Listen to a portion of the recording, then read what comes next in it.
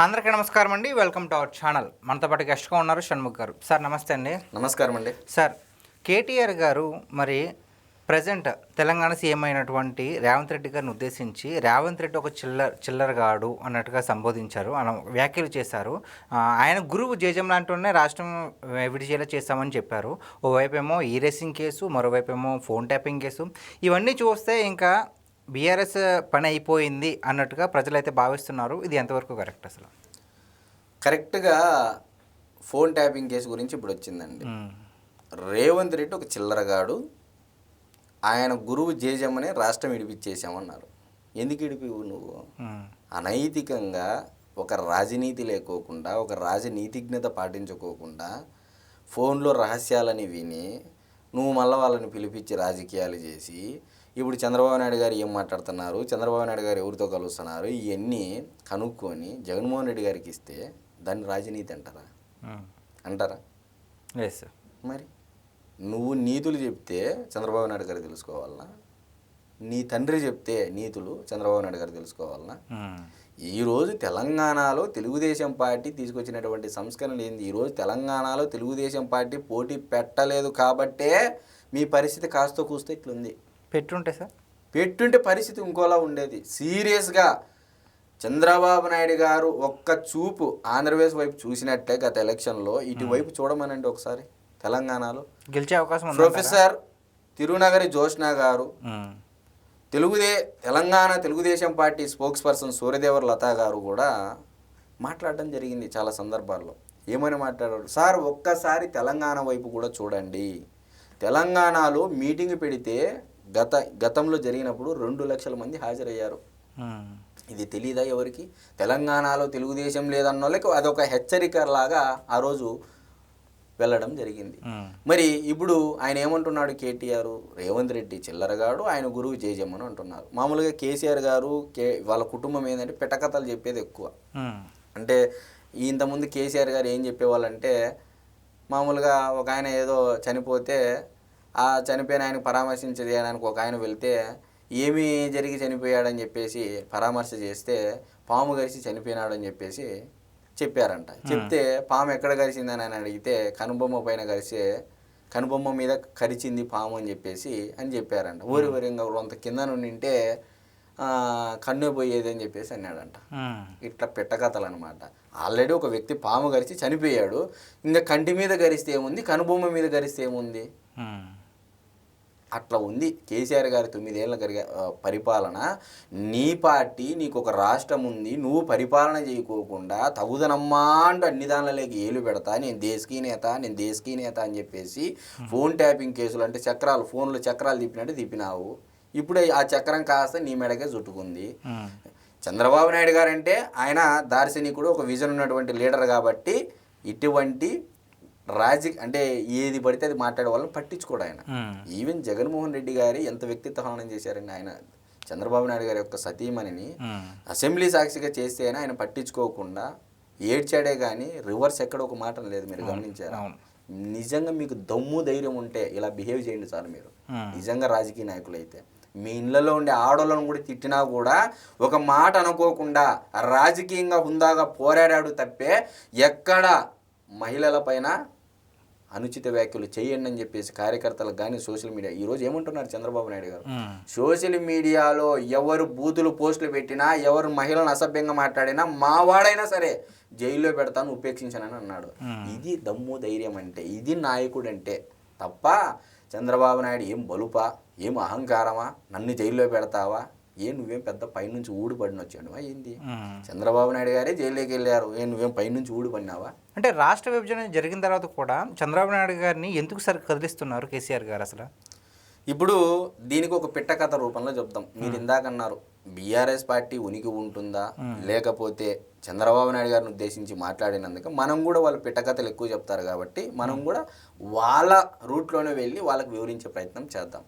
మామూలుగా పూర్వకాలంలో ఇళ్ళల్లో పెద్ద పెద్ద గడియారాలు ఉండేటివి. ఆ గడియారాల్లో ఒక కత్తిలాగా ఉండేటివి, వర అనేది కత్తిలాగా ఉంటుంది. ఊర్లో పుకారు ఏంటంటే, అంటే నథింగ్ బట్ తెలంగాణ రాష్ట్రంలో పుకారు ఏంటంటే, ఓయమ్మ ఈ దొర కత్తి తీస్తే 10 మందిని నరికేంత పదునుంది కత్తికి, తీసాడేమో అనే ఒక భయంతో కొంతమంది నమ్ముకున్న వాళ్ళు ఉన్నారు. నమ్మకం అనేది చాలా రకాలుగా ఉంటుందండి. భయంతో కూడినటువంటి నమ్మకం, పుకారుతో కూడినటువంటి నమ్మకం, భక్తితో కూడినటువంటి నమ్మకం. అంటే భక్తి నథింగ్ బట్ గౌరవంతో నమ్మకం ఉంటుంది. సో ఇట్లా ఏదేని రీతే కావచ్చు, తెలంగాణ రాష్ట్రంలో చాలామంది జనాలు నమ్మకం ఏర్పడింది. ఆ దొర కత్తి తీస్తే 10 మందిని నరుకుతాడేమో, ఆ పదును ఎంత ఉందో చూద్దాము, అది ఇది అని చెప్పేసి చాలామంది ఉత్సాహంతో ఉండేవాళ్ళు. ఇప్పుడు ఏమైంది, దొర ముసలివాడిపోయాడు, తన శరీరం తనకు సహకరించే పరిస్థితిలో లేదు. సరే, దొర కొడుకైనా ఆ కత్తి తీసి చూపిస్తాడు, ఖచ్చితంగా కత్తితో ఎంతమందిని పదును చూపిస్తాడని చెప్పేసి ఆ నమ్మకం ఉంటుంది కదా. ఇందాక 3 నమ్మకాలు నమ్ముకున్నటువంటి వాళ్ళు ఉన్నారు జనాలు. మరి రానే సమయం వచ్చింది, ఒకరోజు దొర కొడుకు తీయాల్సిన సమయం వచ్చింది. ఆ వర అంటే గడియారం నుంచి వర తీసి కత్తి తీసి ఇంకా పదును, దాని కొస, దాని వేడి, దాని కథ, మెహర్బానీ అంతా చూపించాలని చెప్పేసి అనుకున్నాడు. అనుకున్న తర్వాత తీస్తే గూటి బిల్లలు ఉంటానులే, గూటి బిల్లలు తెలంగాణలో గూటి బిల్లలు అంటే బాగా తెలుసు. సో ఈ గూటి బిల్లలు అనేటివి కింద వచ్చి పడ్డాయంట, కర్ర బిల్లలు. గూటి బిల్లలు వచ్చి పడితే సరే మళ్ళా ఇంకా కొద్దిగా వంచి చూశారంట. వంచి చూస్తే ఈ గూటి బిల్లలు కాస్త సప్పుడు చేసుకుంటా దొర్లుకుంటా ఇంటి ఆవరణ మొత్తం వెళ్ళిపోయాయంట. ఓకే, ఇప్పుడు మీరు చెప్పండి, వాళ్ళని నమ్ముకున్న ఆ దొరను నమ్ముకున్నటువంటి వారు, దొర తీస్తే ఆ దొర చేతిలో ఉన్నటువంటి కత్తికే పదునుంటుందని నమ్మినటువంటి వాళ్ళు, మరి సరే దొర ముసలివాడైపోయాడు, దొర కొడుకైనా ఆ కత్తి పదును ఎందుకు చూపిస్తాడు అని నమ్ముకున్నటువంటి జనాలకి ఈరోజు పరిస్థితి ఏందండి? మోసపోయారు. అంటే ఇక్కడ నేను ఫైనల్గా నీతి ఏంటంటే, దొర పోతే దొర కొడుకు వస్తాడు, వాడు పోతే వీడు వస్తాడు, వీడు పోతే ఇంకోడు వస్తాడు అని చెప్పేసి జనాలని, నాయకులని, కార్యకర్తలని, సభ్య సమాజాన్ని మొత్తం అందరినీ మభ్యపెట్టి రాజ్యాన్ని ఏలిన మాట వాస్తవమా కాదా? ఇది గత చరిత్ర చెప్తున్నటువంటి సత్యము, నేను చెప్పే మాటలు కాదు. మరి ఇప్పుడు ఎవరు కత్తయ్యారు, ఎవరు గూటి బిల్లలు అయ్యారు అనేది తెలంగాణ రాష్ట్ర ప్రజలకు స్పష్టంగా అర్థమైపోయింది. చంద్రబాబు నాయుడు గారు వదిలినా రేవంత్ రెడ్డి గారు వదలరు. మటాటి రెడ్లు వాళ్ళు పంతం పట్టారు అంటే అంతు వదిలేదాకా వదలరు. కన్న కూతురు పెళ్ళి ఉన్నా సరే దయా దాక్షిణ్యం లేకోకుండా డిటెన్షన్ జైల్లో పెట్టినటువంటి మిమ్మల్ని రేవంత్ రెడ్డి గారు ఎలా వదులుతారు అనేది ఆంధ్రప్రదేశ్ రాష్ట్ర ప్రజలు కూడా ఒక రకంగా ఆలోచన చేస్తూ ఉన్నారు. మరి ఇప్పుడు జేజమ్మ గురువు ఇంకా అడిగే పెట్టలేదు. అవును, గురువు గురించి ఇప్పటి నుంచే ఎత్తుకున్నారు. ఈ బలుపు మాటలు తగ్గించుకుంటే మీరు ఈరోజు వేసుకున్నటువంటి షర్టు ప్యాంటు కూడా తెలుగుదేశం పార్టీలోదే అని ఘంటాపథంగా చెప్తా. తెలుగుదేశం పార్టీలోకి రాకముందు మీ పరిస్థితి ఏందనేది తెలుగుదేశం పార్టీలో మొదటి నుంచి రామారావు గారు పార్టీ పెట్టినప్పటి నుంచి ఉన్న వాళ్ళు అడిగితే ఎవరు అడిగినా చెప్తారు మీ చరిత్ర ఏంటి, మీది ఏందనేది.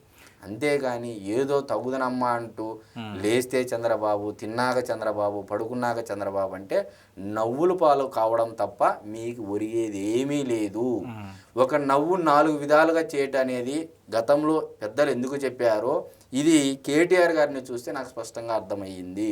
ఓకే, బీఆర్ఎస్ పార్టీ పతనానికి కారణం కేసీఆర్ గారు కాదు, బీఆర్ఎస్ పార్టీకి పతనానికి కారణం రేవంత్ రెడ్డి గారు కాదు, కేటీఆర్ గారి నవ్వు అని చెప్పేసి ఎప్పుడు తెలుసుకుంటాడో ఆ రోజు బీఆర్ఎస్ పార్టీ కాస్తో కూస్తో తెలంగాణ రాష్ట్రంలో ఉనికి ఉంటుంది అని చెప్పేసి ఆంధ్రప్రదేశ్ రాష్ట్ర ప్రజలు కూడా భావిస్తూ ఉన్నారు. తెలంగాణ రాష్ట్రంలో ఉన్నటువంటి తెలుగుదేశం పార్టీ అభిమానులు, కార్యకర్తలు కూడా భావిస్తూ ఉన్నారు అనేది అయితే ఖచ్చితంగా. సో మీరు ఇందాక చెప్పారు కదా, సో జేజమ్మ గురువు గారు అని. సో ఆ గురువు గారు ఇటువైపు చూసే అవకాశం ఉందంటారా సార్? అంటే వీళ్ళు ఎలాంటి అరుకుతలకు వస్తే కనుక ఇటువైపు వచ్చే అవకాశం ఉందంటారా? వస్తే ఏముంది, అంతే. అది ఎవరు పోవాలో ఏదో ఒక పార్టీ అయితే పోతుంది, అదైతే గ్యారంటీ. ఈరోజు కాంగ్రెస్ పార్టీలో ఉన్నటువంటి క్యాబినెట్ మినిస్టర్లు అయినా, గతంలో బీఆర్ఎస్ పార్టీలో ఉన్నటువంటి క్యాబినెట్ మినిస్టర్స్ అయినా సగం మంది తెలుగుదేశం వాళ్ళే. ఎవరున్నారు తెలుగుదేశంలో లేని నాయకుడు ఎవడో చూపియండి. కాంగ్రెస్లో ఉన్న వాళ్ళు కానీ బీఆర్ఎస్లో ఉన్న వాళ్ళు కానీ ఎవరో చూపించండి. తెలంగాణలో పటేల్ పట్వారీ వ్యవస్థను రద్దు చేసి బీసీలకు, బడుగు బలహీన వర్గాలకు పెద్దపీట వేసినది తెలంగాణలో ఉన్నటువంటి ఇప్పుడున్నటువంటి బీఆర్ఎస్ పార్టీ అధినేత కేసీఆర్ గారా, నందమూరి తారక రామారావు గారా, చంద్రబాబు నాయుడు గారా అనేది ఒకసారి విజ్ఞతతో ఆలోచన చేయండి. గతంలో నందమూరి తారక రామారావు గారు బీసీలకు పెద్దపీట వేసినది ఈరోజు ఆంధ్రప్రదేశ్లో కుల మత ప్రాంతాలైనా చూస్తారు. తెలంగాణ రాష్ట్రంలో కుల మత ప్రాంతాలకు అతీతంగా ఇక్కడ ఉన్నటువంటి ప్రజలు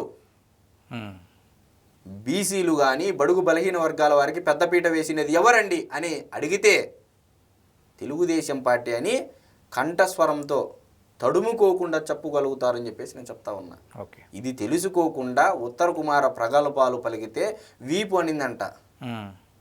నేలకు భద్రం చేసుకోరా, నా ఈపు విమానం మూత మోగుతుంది అని చెప్పి వీపు నోటిని అడుక్కుందంట. కాబట్టి నీ వీపు ఏదో ఒక రోజు నీ నోటిని అడుక్కునే పరిస్థితి తెచ్చుకోమాక అని చెప్పేసి నేను మరొకసారి చెప్తా ఉన్నాను. Okay, thank you sir. నమస్తే.